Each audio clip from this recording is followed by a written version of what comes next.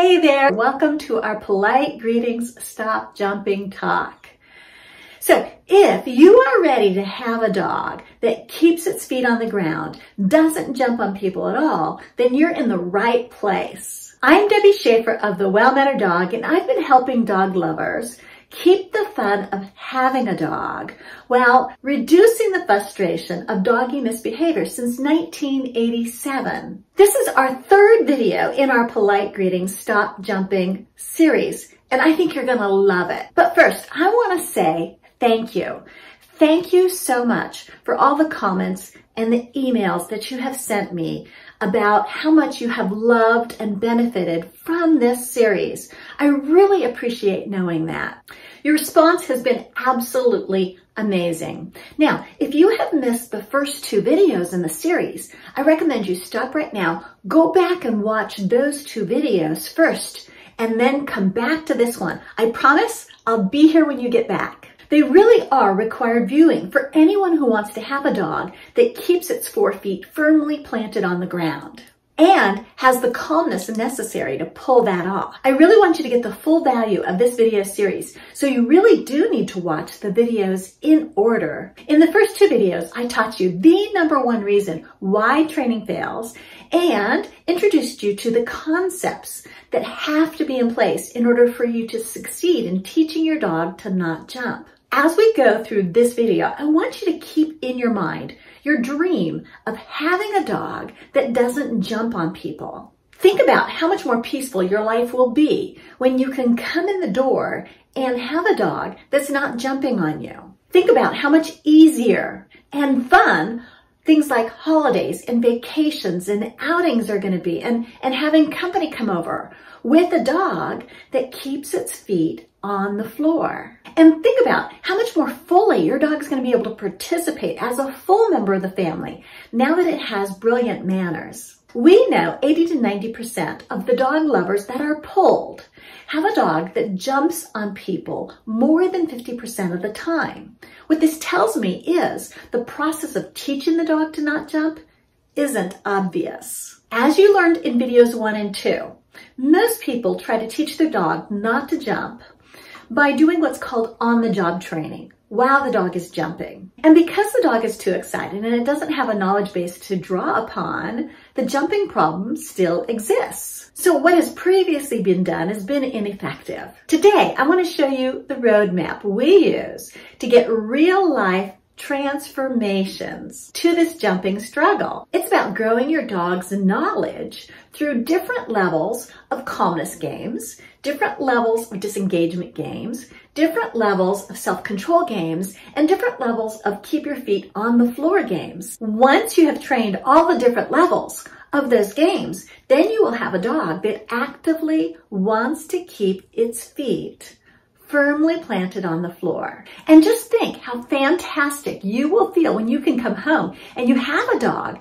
that keeps its feet on the ground. It gives you a wonderful greeting, but it keeps its feet firmly planted on the ground. And I can hear it now. You're going to hear a ton of people who comment about how much calmer your dog is. And people are going to tell you they didn't know that you had such a fantastic dog. And you are going to beam with pride because you did this. In order to teach your dog to keep its feet firmly planted on the floor, all you have to do is follow this simple roadmap. You need to have your prevention in place so your dog doesn't have the opportunity to rehearse jumping on people. And you need to be committed to off-the-job training for level 1, level 2, and level 3 of the training. It's not until you get to level 4 of the training that you're going to start your on-the-job training with real life situations that your dog would have previously thought of jumping on people. Okay, so for level 1 of the training, we need to teach at least 3 calmness games.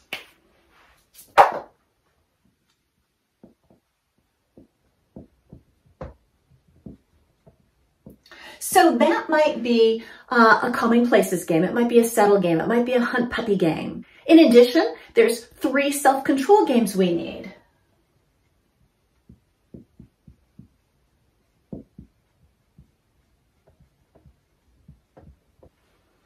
And those are probably going to include the Rascally Unpredictable Food game, the Rascally Unpredictable Items game, and the Rascally Unpredictable Face game. And we need 3 foundation disengagement games.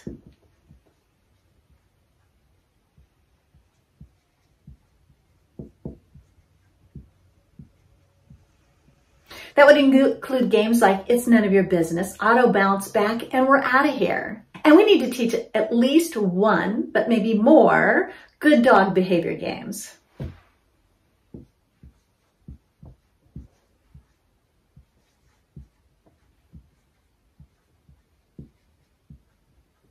So that's going to include things like 4 on the Floor, Auto Sits, Calming Places game, Tummy Rubs game. Now, when those games are solid, which is probably not more than a week, then you can go on to level 2 of the training. With level 2 of the training, we're building in duration to those games.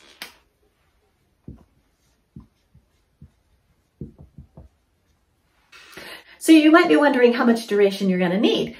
It's going to vary from dog to dog and person to person on what's needed. But I want you to think about when you stop to chat with a person on a walk, how long would your dog remain excited and try to jump on them for? Or when you have company come over, how long till your dog would get to the, okay, I'm over it point? So you want to build up to that duration of time, plus add on about 1/4 of the amount. So if my goal is a 12-minute duration, then I'm going to need to work on building my dog up to 15 minutes of duration. In level 3 of the roadmap, we are growing those games by putting in excitement.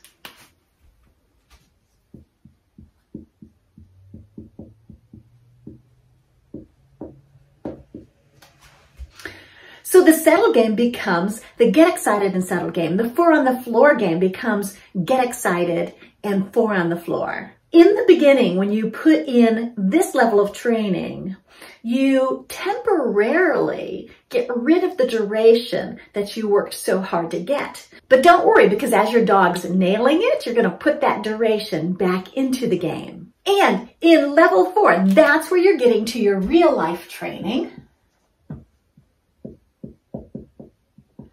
And you are seeking out those people that your dog would think about jumping on. You're playing your games of calmness and disengagement and self-control and your good dog behavior, a distance from those people that your dog can get it correct. And then slowly, over time, that distance is going to decrease. The success my dog-loving clients have gotten following this roadmap has been amazing. This is Chuck and Baxter. When Baxter started training with us, even though he was on leash, he would launch himself at me from 20 or more feet away. Now I can stand within leash distance and Baxter chooses to keep his feet on the floor. Emma reported before the jumping deep dive class, Crew would jump on them non-stop when they would get home. She would jump on company. She would jump on people on the street. She would aim her feet straight at their face. And even treats didn't work on luring her down. Now when they come home, she just follows them to her bed where she lays down before she gets pets. People on the streets can pass unmolested. And Pamela said Moose would start jumping before she would even open the door. When greeting a visitor or a stranger, it would be as if he had springs on his back legs. He was so excited he couldn't contain himself. Now, to be honest, I imagine there are still some times that these dogs jump on people. But the vast improvement that they have seen in the short period of time these dedicated dog-loving owners have seen is fantastic. It really stands out, and it's something that even you can achieve. Just like you, these are the stories of busy people who work full-time. And this is the results they've gotten by following that roadmap. So this roadmap has proven to work for dogs as young as 8 weeks of age and as old as 11 years of age. And if I've had clients with dogs older than that, then it would have worked for them too. It works for those little teeny tiny lap dogs just as effectively as it does the large dog. It works for dogs who have been practicing this jumping for ages. They're really proficient at it. It's a habit now, as opposed to a newly learned behavior. It's actually mind-blowing at the type of transformation that can occur with dogs who have this jumping struggle. Now, one of the questions we commonly get is, how do I get family members or friends on board so they're not sabotaging my training? I have a couple of great suggestions for you. One, I try as much as possible to keep the control in my hands. So I'm in charge of the prevention because I'm the one who wants this to change. I make sure I really clearly communicate people as to what's going to be acceptable and what's not. Such as if I'm in level 1, 2, or 3 of the training where my dog's not yet ready for petting, then I'm going to communicate that to the people. And should they get too close, then I'm just going to move away and give them a friendly reminder that my dog's not ready for that quite yet. For family members, I carefully phrase my requests.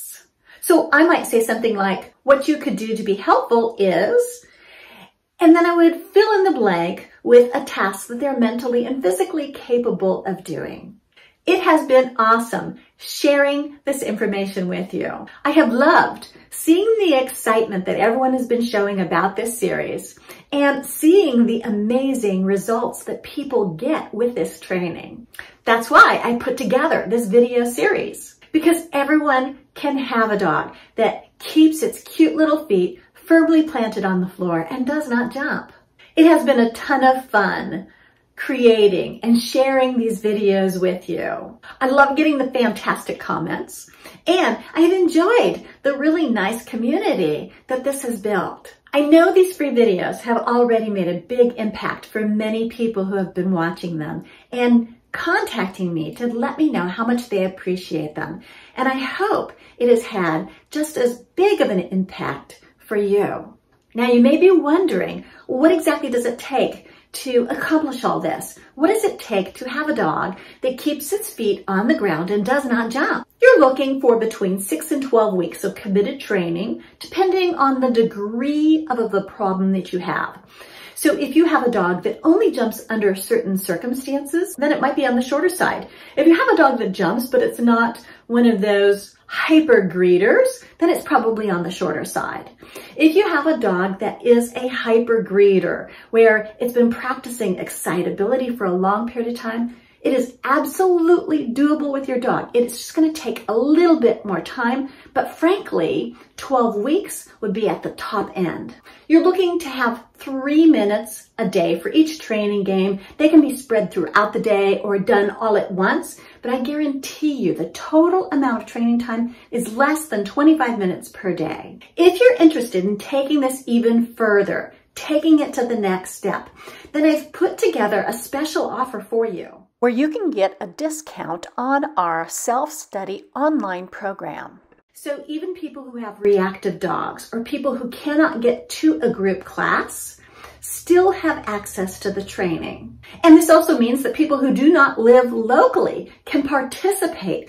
So if you live in San Diego, you can participate. If you live in Alaska, you can participate. If you live in New York, you can participate. If you live in England, you can participate. So location is not a roadblock to you. This is a self-paced program. You get to watch the videos at the time of day that's convenient for you. And you get lifetime access to this program. So if you start the training and life gets busy, you can put it on hold temporarily and come back to it in the future. And you're going to get access to a private Facebook page where you can post your wins, your questions. You can post short 1-minute videos of a struggle that you're having with that training. So even though it's online, you still get help. Our goal is to set you up for maximum success. Right now, we have this course on sale, and we're offering it for 40% off the regular price. But the sale ends soon, so you definitely want to take action. Go to the webpage that you see on your screen and register for that class now. I'd love to hear about what you plan on doing with all this information. I want to hear about how you're going to feel when you do have that dream of a dog that keeps its feet on the ground. How's it going to free you up? How's it going to change your life? I also want to hear what questions that you have on this topic of teaching your dog to keep its feet on the ground. So leave me your comments. And of course, everybody likes to get likes. go ahead and click the like button, click the share button if you know of other people who would really benefit from all of this information that you've been getting. But of course, the most important part is that I hear from you. I hear your comments, I hear your questions so that I can answer those for you.